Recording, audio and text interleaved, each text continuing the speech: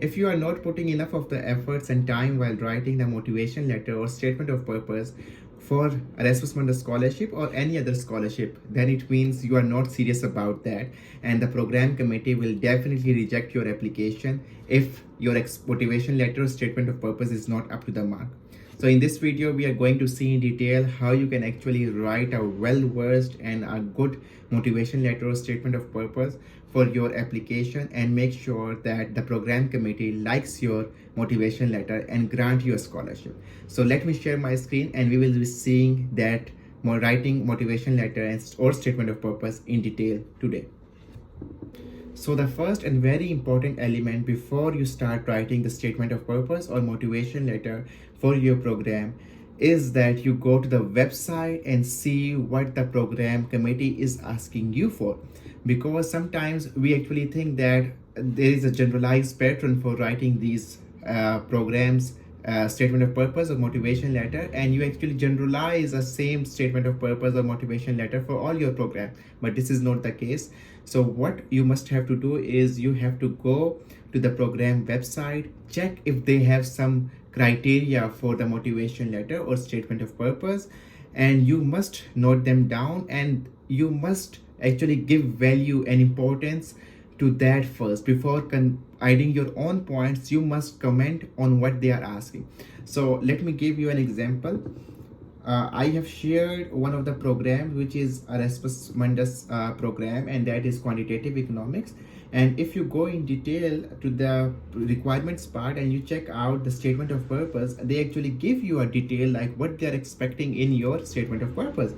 And that is like, one of that is explain your reasons for applying, background, and your intentions after this degree.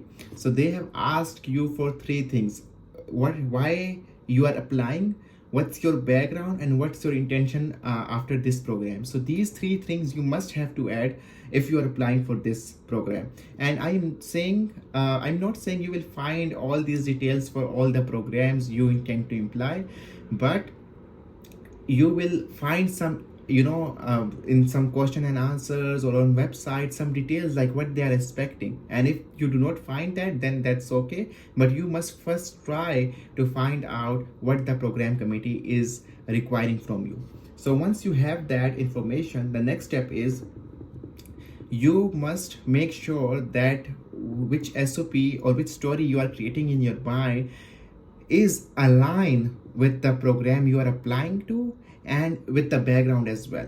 So let me just give you an example. Let's say if your SOP is about computer science and you are applying in let's say economics program, it doesn't make sense because these two are irrelevant fields. You have to make them in some way that you have to make them relate to each other. So for example, even if you are switching your programs, you have to find a common ground that actually pushes you from computer science to economics. But if you are not switching, you must align your SOP or motivation letter to the program you're applying to. So keep that in point, because many times students actually make a generalized motivation letter or statement of purpose and apply in all programs, which is like senseless. So this is crucial while you actually start writing your motivation letter or statement of purpose.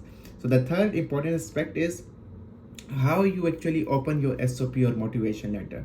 Sometimes what students do is they actually come up with a quote, and they actually try to open the SOP or motivation letter with a quote. And sometimes what happens is they make a story and try to open the SOP and statement of purpose with a story. So let me tell you, there is no strict rules as far as you are in the word limit and you are focusing on the aspects what the program is asking for, and you are good to go. But make sure that anything you are adding, so for example, any quote you are adding, any story you are adding, must align with what you are going to say. So it shouldn't be like you just wrote a code and you didn't link it with the rest of your SOP.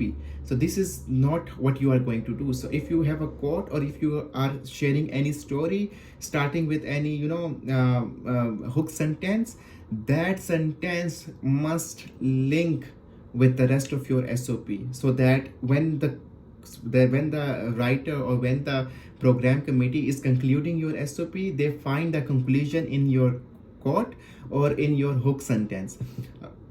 Personally, when I wrote my SOPs or motivation letter, I used a quote, so it was totally fine, and it wasn't a problem at all. The next important aspect is, so once you have opened your SOP, how to start with. This is very crucial because sometimes we are not able to actually, come up with the ideas like what should I write in the beginning and how should I proceed. So important aspect is that you should start with your background, and the background in a way that it actually links with your future vision, as well as, if the you can also add personal background or academic background. Personal background in a way if if they are asking you for adding your personal information, otherwise it's not necessary. You can add academic background, what you had and what you are doing right now and what's your plan for the future. So for example, I said like I will always wanted to do something for the community and by improving the financial framework and things like that, and that's why I opted for economics in my bachelor's degree. And now to improve myself further and to enhance my knowledge, I am also aiming to pursue my master's in economics. So my background in economics as well as my future in economics, my vision, I actually linked them up in the same sentence, and then I went forward with that. You can also add a story with that. If they are asking for personal background, you shouldn't say, okay, I am an underprivileged student born in far away flung Africa or things like that. Come up with a story.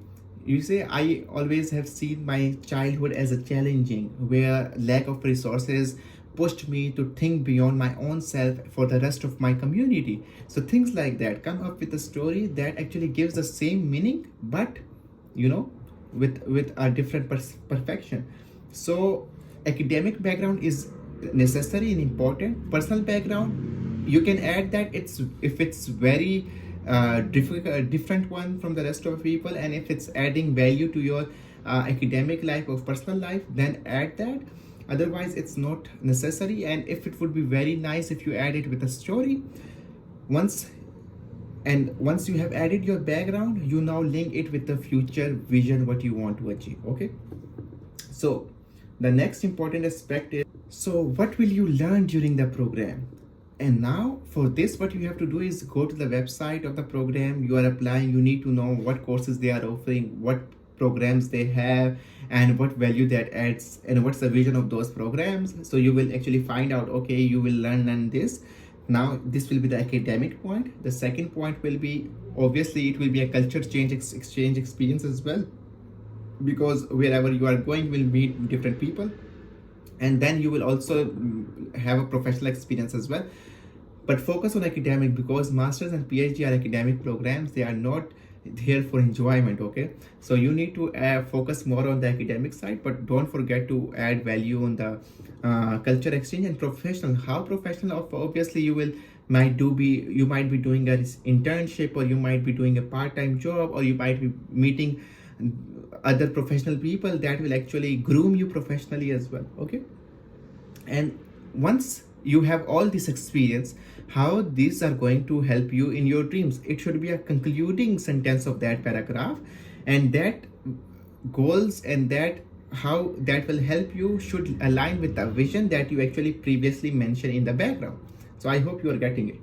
Now what's the difference? Okay, so an important aspect, difference between motivation letter and statement of purpose. Okay, so for the statement of purpose, it's very important for you to comment on your research experience that you had in the past. In the motivation letter, it's not necessary, but in statement of purpose, if they're asking you, you have to keep it more academic than personal. In motivation letter, you have to keep it personal than academic.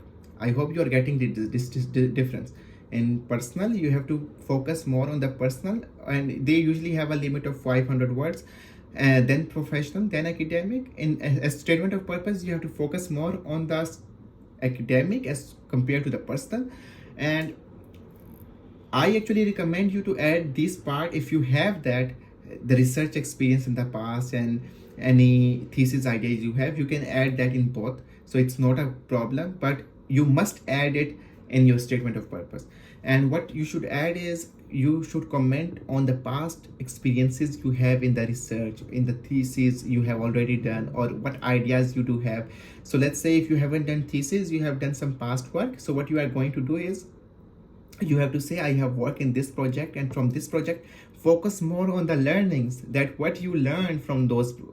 They're not interested in you mentioning that I did this, I did this, I did this. No, they are more interested in what you learn from all these things. So you mention, okay, I did this and my learnings from these were this, and due to these learnings I actually want to do further enhance my research, and my thesis idea which I have in my mind, which I want to pursue, is this. Okay, so it should be all interlinked with each other. I hope you are getting that point. And in motivation letter it's not compulsory, but in statement of purpose you must mention that. And it would be very good if you actually find out a professor. Let's say you actually search the academic website and you found out, okay, this I will be studying from these professors, and my, you know, what I like is this person is offering, this person has done that research, this professor has done this research. It would be very wise if you add his name in here, and you also mention that his academic research interest actually resonates with mine, and I would really want to do this research under this professor supervision. So this is a cherry on top which I am telling you. Okay, so this might be the last of what they are looking for, and this is very important because this tells them what you are aiming for, and you must mention that what will you do after the program's end. And sometimes people try to become patriotic, and they say, I will go to my country and I will serve my country and things like that. So it's not necessary. First of all, it's not necessary. If it's not the requirement of your scholarship program, then it's not necessary, and you don't need to mention that you want to go to your country. If you are just mentioning it for the sake of mentioning, you know, if you are not interested to come back to your country, mention that. Mention what your plans are. Mention that you want to maybe do work in, let's say, WEF or maybe IMF or OECD, or you want to pursue a higher education degree, let's say PhD after this program, and this is what you are thriving for.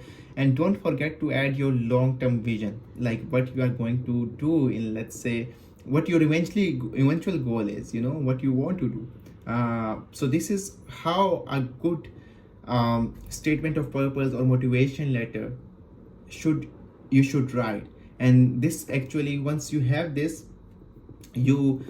once you have this, and once it's written, it will be more than 500 words. Keep that in mind, that you have to limit your words in 500. Let's say 500 is because the requirement of the program usually are 500 words, but if there is no requirement, then don't make it more than 2 pages, you know.